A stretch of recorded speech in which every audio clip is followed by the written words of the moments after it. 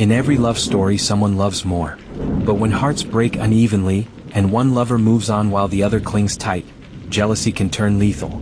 This is the story of a perfect couple shattered by temptation, and a third wheel who lit the match. In the end, only one would walk away untouched, because in this triangle, someone had to die. She was the town's golden girl, smart, stunning, and engaged to the local heartthrob. But when a mysterious stranger entered the picture, hidden passions ignited. And beneath the polite smiles and small-town charm, something poisonous was brewing. A love story that began with roses, would end with blood. Elm Creek, Georgia, was the kind of town where rumors traveled faster than mail. Church bells rang every Sunday, and the diner served the same breakfast special for 20 years. But beneath its picturesque calm, tragedy was waiting to unfold, quietly, patiently. Emily Hartman was the kind of woman everyone admired. She had been the prom queen, the top of her class, and now, a registered nurse at the county hospital. Her fiancé, Adam Sinclair, was equally beloved, a charming contractor with his own business and deep family roots in town. Together, they were Elm Creek's golden couple. The engagement announcement in the local paper had practically turned into a celebration. They were the kind of pair who made people believe in forever. But forever doesn't always come in the form you expect. It began innocently enough. Adam had been hired to help restore a historic estate just outside of town. The owner, Claire Donovan, was new to Elm Creek, mysterious, cultured, and recently divorced. Her move from Charleston had raised eyebrows, especially since she never gave a straight answer about what brought her here. Claire was everything Emily wasn't: edgy, assertive, unpredictable. And Adam, who had once claimed he liked his life simple, suddenly found himself captivated by the storm that was Claire Donovan. Their first few meetings were professional. But neighbors soon noticed Adam's truck parked outside Claire's place long after sunset. At first it was explained away: he's just being thorough, or she's paying him well. But whispers began to curl through the town like smoke. And Emily noticed. She tried to shake it off. After all, she and Adam had history, trust. But something was changing. He was distracted. Distant. She found herself checking his phone when he left it unlocked, timing his work hours, and quietly driving past Claire's estate. What she saw crushed her. One Thursday evening she caught a glimpse of Adam leaning against his truck, laughing, really laughing, with Claire. The kind of laugh she hadn't seen on his face in weeks. Claire was close, too close. And the way her hand brushed his arm was anything but innocent. Emily drove off before either of them saw her. But something inside her broke that night. She didn't confront Adam, not right away. Instead, she began to plan the perfect evening. She made his favorite meal, wore the red dress he loved, lit candles, played their favorite record on vinyl. And when he came home, pretending nothing had changed, she smiled. But behind her eyes, a fire was starting to burn. That night, they danced in the kitchen like old times. But Emily's mind raced with every sway. Every step forward was layered with the weight of betrayal. She whispered, "I love you," through gritted teeth, willing herself to believe she could win him back. She didn't know yet that Adam was already slipping away. By the end of the week, he packed a bag and told her he needed space. That Claire understood him in a way no one else ever had. That maybe he'd made a mistake proposing so quickly.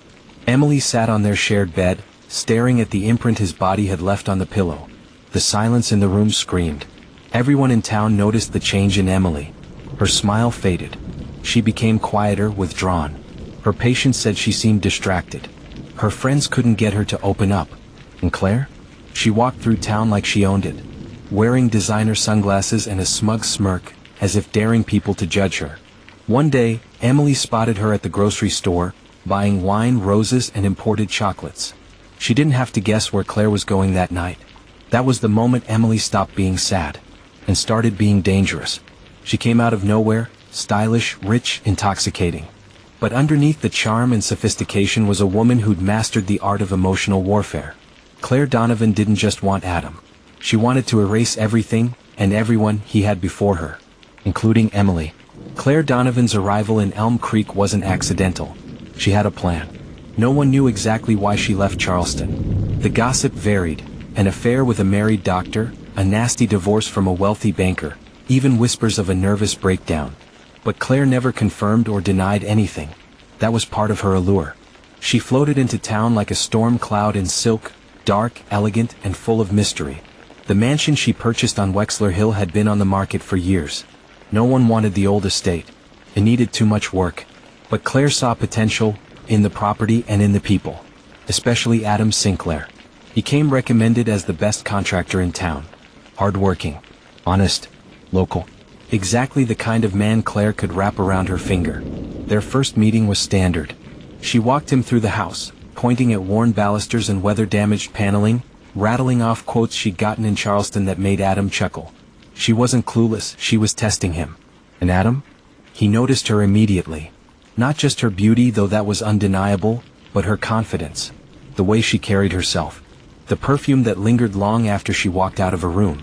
She wasn't like Emily, who was gentle and predictable. Claire made him feel like anything could happen, and she intended to keep it that way. It started with extra hours, then dinners. "You've worked all day, let me feed you," she'd say with a smile that didn't wait for permission. Her food was seasoned with flattery. Her wine poured generously. She asked him about his childhood, his dreams, his fears, and listened like no one ever had. Adam was hooked before he knew it. But Claire wasn't just seducing a man. She was orchestrating an erasure. Every dinner, every laugh, every quiet night on the porch was a brushstroke painted over Emily's memory. And it was working. Back at their shared apartment, Emily was unraveling.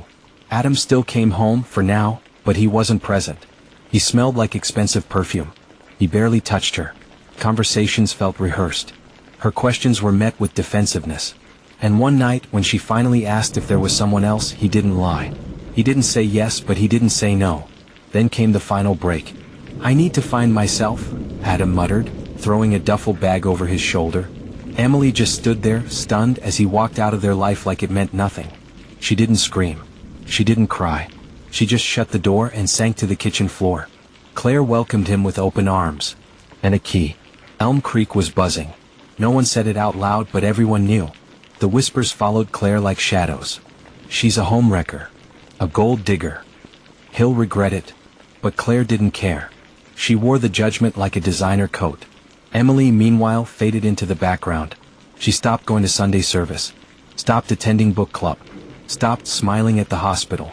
But she didn't stop watching. She followed Claire's social media. Drove past the mansion. Tracked Adam's truck with the GPS she'd installed before he left. Every move they made she knew. Every photo they posted, every caption dripping in fake bliss, was a knife to the heart. And then she saw it. A diamond necklace. Emerald cut. Hanging on Claire's neck in a photo captioned, "New Beginnings." It had been hers once. A gift from Adam after their second anniversary. Now it belonged to Claire. That night, something inside Emily shifted. She printed the photo. Slid it into a drawer. Right next to a small revolver her father had given her for protection years ago. She stared at the two objects, the necklace, the gun, and made a decision. Emily didn't lash out. She leaned in. She became the friend Claire didn't know she needed, the ghost Adam thought he'd buried. But every compliment had an echo. Every glance had weight. And while Claire planned her future, Emily was planning something else entirely. Elm Creek was a town that noticed everything, which meant Emily had to hide her grief in plain sight. She volunteered again at the local library. She smiled politely at neighbors. When people brought up Adam, she changed the subject with elegance. On the surface, she looked like someone moving on.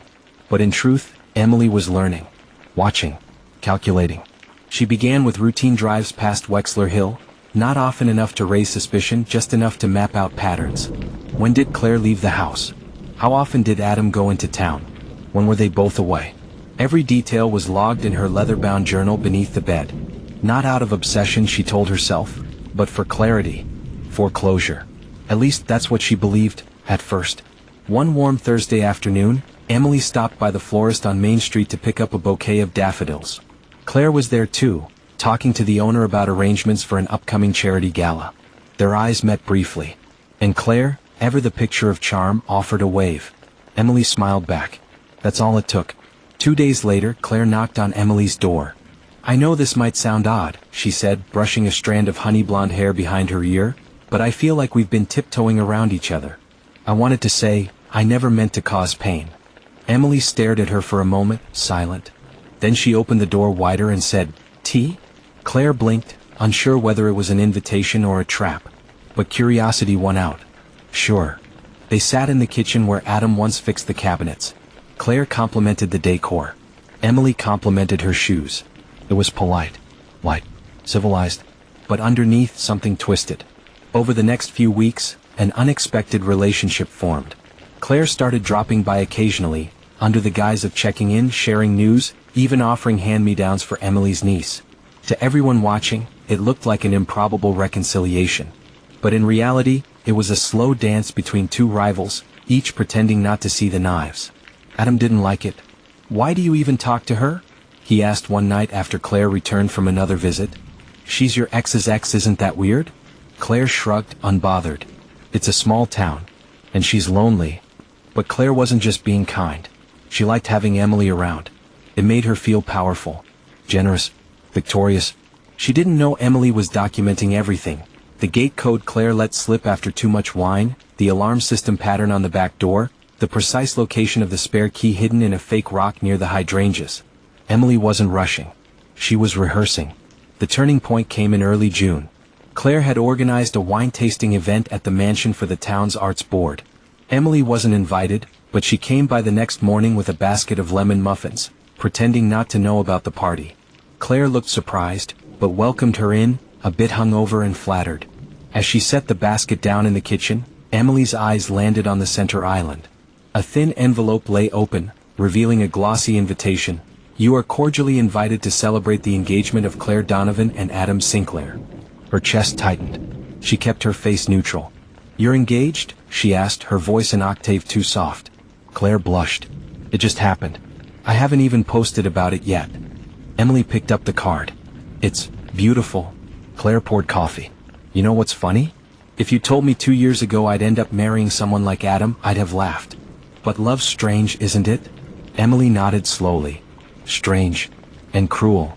Claire laughed, not catching the tone. "Exactly." That night, Emily lay awake for hours. The envelope haunted her. The ring. The casual laugh. The future that should have been hers, now rewritten by someone else's hand. She went to the closet, opened the drawer, took out the gun. She didn't touch it. Not yet. But it stayed on the nightstand. The next morning, Emily walked into the town's bookstore and bought a copy of Forensic Mistakes That Caught Killers. She told the clerk she was researching for a crime novel. At home, she read it cover to cover. She started going on long walks, testing the sound of her footsteps on gravel, measuring how much noise a screen door made when opened gently. She practiced moving through the darkness, memorized the house layout from memory. But something still held her back. Doubt. Morality? Maybe it was hope. A lingering belief that Adam might realize his mistake. That he might come back. That Claire's hold wasn't as deep as it seemed. That illusion shattered on a Wednesday evening when Emily saw them together in town, laughing, leaning on each other. Claire's hand on Adam's chest. Adam brushing her hair back. It wasn't a phase. It was a life being built without her. That night, she wrote 3 sentences in her journal. She took everything. I didn't lose. I was robbed. Then she underlined it twice. And below it, in shaky print, make it look like an accident. She poured her guest a glass of wine, unaware it had been tampered with. As laughter filled the room, death quietly settled into the bottom of her glass. And her closest friend smiled as she sipped. By mid-September, the storm had been brewing both outside and within. A gray sky loomed over the quiet residential neighborhood just outside the city, miles from the rolling hills and peaceful trails of Pine Hollow, where Claire had grown up. Her elegant Tudor-style home sat at the end of a cul-de-sac, isolated by heavy oaks and manicured hedges. The sound of distant thunder echoed through the halls as Claire adjusted the volume on her stereo, music soft but familiar. Emily stood outside the front door, holding a bottle of Merlot and gripping it tighter than necessary. Her heart thumped against her ribs, not from nerves but resolve. Tonight wasn't about reconciliation. It was about closure. And vengeance. She rang the doorbell with the same finger that had once worn a promise ring from Adam. Claire greeted her with warmth, completely unaware of what the evening would unravel. "I'm so glad you came," she said with a welcoming grin. "Come in before the rain soaks us both." The living room was already set. Soft jazz, flickering candles, a charcuterie board arranged on the coffee table. Claire had always been the perfect hostess, even for people she once hurt. Emily returned the smile. "I figured we needed to talk. For real this time." They settled into the plush armchairs beside the fireplace. Claire opened the wine and poured generous servings for them both. The storm outside picked up, casting occasional flashes of lightning against the window panes. I know things between us have been weird, Claire began, swirling her glass. But I've been thinking a lot about how everything happened. Emily nodded, eyes watching every motion. I don't want to pretend I didn't hurt you, Claire added. And I get it. What happened between you and Adam, then me and Adam, it's complicated. It was more than complicated, Emily replied, her voice low. But you always made things look easy. Claire gave a small, guilty laugh. It wasn't. Still isn't. Adam's not the easiest person to love. Emily smiled faintly. You think I don't know that? The wine had a bitter finish, though Claire didn't seem to notice. Emily, however, barely touched hers. Minutes passed. Then an hour. The conversation grew more casual, drifting into old memories and shared moments. Girls' weekends, college parties, the time they backpacked through Colorado. Emily let herself lean into the nostalgia. It made what she had done feel almost reasonable. But inside her coat pocket was an empty vial. What had been inside, extracted from crushed oleander leaves, was slow-acting, difficult to detect. A handful of drops had disappeared into Claire's glass during a quick moment in the kitchen when Claire went to retrieve candles. By 9:10 p.m., Claire looked visibly pale. I don't know why, she said suddenly, but I feel weird. My heart's racing. Emily tilted her head. Maybe just nerves? Claire stood, gripping the back of the armchair. No, it's more than that. I think I need to lie down. Emily helped her to the couch. Want me to call someone? She asked, masking concern with calm. Claire shook her head weakly. No, just give me a minute. But that minute turned into 20, then 30. Claire's breathing became shallow, her skin damp. What Emily hadn't accounted for, what she hadn't learned from her frantic online searches, was that the body can sometimes reject poison violently. And Claire's was trying to fight back. A sudden gagging sound jolted Emily to attention. Claire stumbled to her feet and ran down the hall toward the bathroom. Emily followed but stopped just outside the door, listening. Water ran. Then the unmistakable sound of vomiting. Emily froze. She hadn't counted on this. If Claire lived, there would be tests, traces, and questions. Then she heard it, the low chime of a phone being unlocked. Claire had activated her security app, the one Adam had insisted on installing after that attempted burglary last spring. One silent tap was all it took to alert emergency services with her GPS. Panic bloomed inside Emily. She moved quickly, down the hall, back to the kitchen, wiping surfaces, grabbing her glass and slipping it into her purse. Her fingerprints had to be erased. The sound of sirens grew in the distance. Emily darted out the back door, the one she had entered through earlier, and disappeared into the storm-soaked yard. Her car was parked 3 blocks away under a street lamp, obscured by tall hedges. By the time paramedics arrived, she was already gone. Inside the ambulance, Claire was barely conscious but alive. A decision to install that panic app may have saved her life. And as hospital staff pumped her stomach and administered fluids, toxicology reports were already in motion. The nurse leaned closer to the unconscious woman's lips, catching a barely audible whisper, Emily, Wang. It wasn't just a name. It was a confession. And it shattered everything. Claire's eyes opened to harsh, sterile lights. The last thing she remembered was the bitter taste of red wine and a numbing weight that had settled over her chest like wet concrete. Now, in the ICU of St. Joseph's Medical Center, she was awake, but everything felt different. Her sister, Megan, sat beside her bed, phone clutched tightly in one hand, tears fresh on her cheeks. You're okay, Megan whispered, brushing Claire's hair back. You're safe. Safe. Claire wasn't sure she believed that anymore. 2 detectives arrived shortly after. One was tall, quiet, observant. The other, Detective Carla Reyes, led the questioning with a gentle but firm tone. Claire, we're going to ask you some questions, Reyes said, flipping open a notebook. You activated your panic button last night. When EMS arrived, they found signs of poisoning. The ER confirmed it. Can you tell us who was with you before this happened? Claire swallowed, her throat dry and raw. She forced herself to speak. Emily Prescott. She came over for wine. Reyes exchanged a glance with her partner. Did you notice anything strange about the wine? The food? Anything she said? Claire hesitated. She was calm. Too calm. We talked. It felt real. But my drink, it tasted sharp. And then I started fading out. By that evening, the detectives had already pulled security footage from Claire's home. The camera on the side gate showed Emily entering the backyard at 6:52 p.m. and leaving, hood up, head down, at 9:33 p.m., 17 minutes before the 911 ping was triggered. A warrant was issued for Emily's arrest within 24 hours. Emily was at her apartment when the knock came. She opened the door with a smile, but that smile cracked when she saw the badge. "Emily Prescott?" Reyes asked, already stepping forward. "You're under arrest for attempted murder." "What? No. No, this is a mistake. Claire and I talked. We reconciled." "Tell it to your lawyer." As Emily was cuffed and led down the hallway of her complex, neighbors peeked through curtains.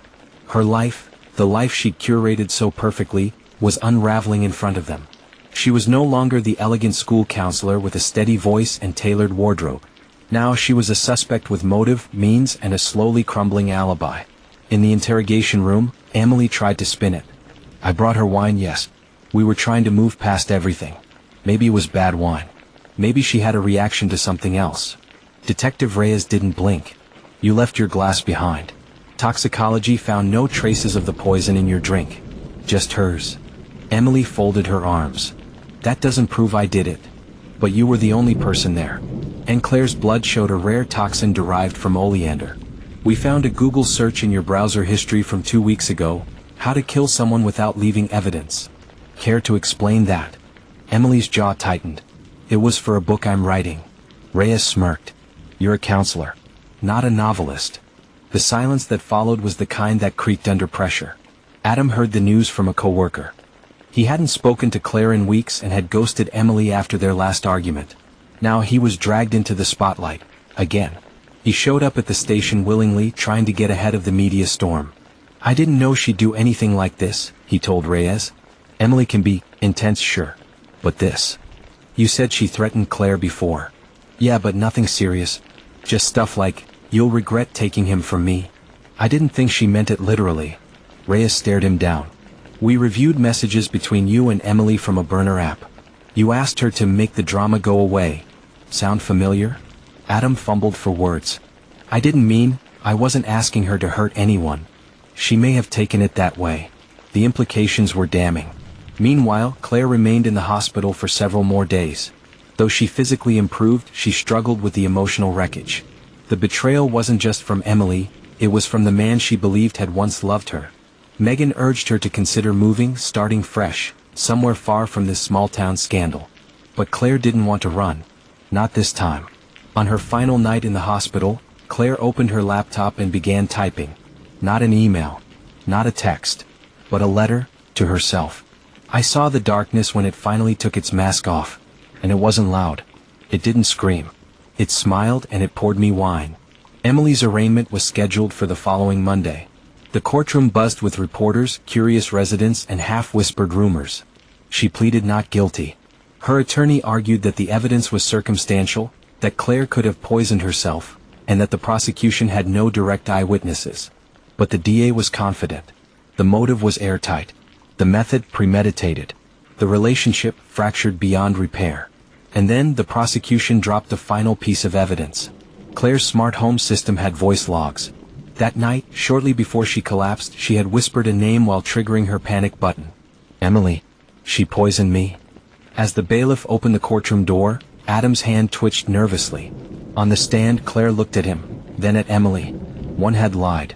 One had manipulated. And only one would leave the courtroom in cuffs. The courtroom was packed. Reporters, neighbors, and even former students of Emily's filled the gallery, waiting for a scandalous conclusion to the story that had gripped their town. Emily Prescott sat stone-faced in a navy blue blazer, her lips pressed into a cold line. Her once polished aura had crumbled. Gone was the confident school counselor with the carefully curated smile. In her place was a woman fighting to preserve the remnants of her reputation. Claire entered the witness box slowly, still recovering from the trauma, both physical and emotional. Her voice, though raspy, carried weight. "She told me she wanted to talk. To fix things," Claire began, her hands trembling slightly as she clutched the edge of the witness stand. "We drank wine. Talked about Adam. She said she'd made peace with everything."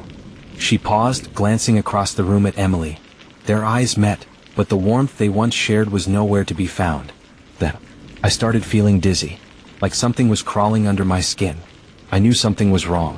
I triggered the panic button on my bracelet. Right before I blacked out, I whispered her name. The defense attorney, a graying man with a soft southern accent, leaned in for cross-examination. You were intoxicated at the time, Miss Hart. Isn't it possible you misremembered events? Or that your condition caused hallucinations? Claire stiffened. I wasn't hallucinating. I know what happened. And isn't it true that you and Miss Prescott had a history of conflict over a shared romantic interest? Claire nodded cautiously. Yes, Adam. Isn't it also true that Mr. Adam Connors was seeing both of you simultaneously? Claire's mouth tightened. I didn't know that at the time. The defense pressed on. So, perhaps your animosity toward Emily clouded your judgment. Perhaps this was revenge. The jury stirred. Claire looked toward them, then back at the defense attorney. She tried to kill me. That's not revenge. That's survival. The next witness was Adam. He walked in like a man who hadn't slept in weeks. His stubble had grown in, his suit looked borrowed, and his hands fidgeted constantly. But more than anything, he looked ashamed. Mr. Connors, the prosecutor began, when did you begin your relationship with Emily Prescott? Senior year of college. We reconnected later, when I moved back to town. And during that time, were you also involved with Claire Hart? Adam nodded. Yes, but I didn't tell either of them. I was selfish. And did Emily ever express jealousy or anger toward Claire? Adam hesitated. She did. A few text messages. Some confrontations. She told me once that she couldn't stand how Claire always wins. I thought it was just a figure of speech. Did she ever imply she wanted Claire gone? Adam swallowed. She said, I'll fix this. I didn't ask what she meant. I should have. Emily's defense attorney stood up, his tone sharp. Mr. Connors, would it be fair to say that your dishonesty set this entire tragedy in motion? Adam looked down. Yes. And yet, you stand here pointing fingers. I'm not proud of what I did, Adam muttered. But I didn't poison anyone. Did you ever ask Emily to harm Claire? No. Yet you texted, just make it stop. What did you mean? I meant the fighting. The tension. I wanted peace. The courtroom was silent for a moment too long. Then the defense took a risk. Isn't it possible that you poisoned Claire? That you planted suspicion on Emily because you feared being exposed? Adam snapped his head up. What? No. That's insane. But the damage was done. Doubt had been introduced. The prosecution responded with the final nail. A forensics expert took the stand, presenting logs from Emily's laptop, security footage, and search history. Among the data, multiple searches for oleander poisoning symptoms. An email draft addressed to Adam saying, she'll be out of our lives soon. Security footage showing Emily dropping a bottle in Claire's trash bin, later confirmed to contain oleander residue. And then, the smoking gun. Voice-activated smart home recordings from Claire's kitchen captured the faint clinking of wine glasses. Then, Emily's voice, you'll see. It'll be better after tonight. Claire's voice slurred, what was in that? The room fell dead silent. During closing arguments, the prosecution didn't rely on theatrics. Just facts, and the undeniable pattern of jealousy, control, and psychological warfare. The defense, cornered, clung to plausible deniability. Was there motive? Yes. But proof beyond a reasonable doubt? That's for you to decide. The jury left the room. 4 hours later, they returned. Claire sat with her sister, hands clenched tightly. Adam sat alone, eyes downcast. Emily never looked away from the jury foreman. In the case of the state versus Emily Prescott, on the charge of attempted murder, we find the defendant. A long pause. Guilty. Gasp. A cry. The clattering of a pen to the floor. Emily's mask broke. Her eyes widened, then burned. She shook her head, mouthing no repeatedly as the bailiff approached. As she was cuffed, she turned to Claire. I loved him more than you ever could, she hissed. Claire didn't flinch. You loved control. Not him. Outside the courthouse, reporters swarmed. The town buzzed, its silence broken by flashing cameras and whispered commentary. But Claire didn't stay to bask in the aftermath. She walked out the back, Megan by her side, and quietly climbed into a waiting car. In her hands was a folded letter, the one she'd written in the hospital. The last line read, she wanted the final word. But I survived. And now this story is mine. Some love stories end with wedding bells, others with handcuffs. This wasn't just a crime of passion. It was a ticking time bomb disguised as romance. If this story kept you on edge, imagine what else is hiding in plain sight. Dive deeper into the darkest corners of the human psyche by exploring more real-life stories of obsession, control, and deadly betrayals, right here on our channel. hit that subscribe button, tap the bell, and never miss the next chilling true crime case. Because sometimes the most dangerous people are the ones we trust the most.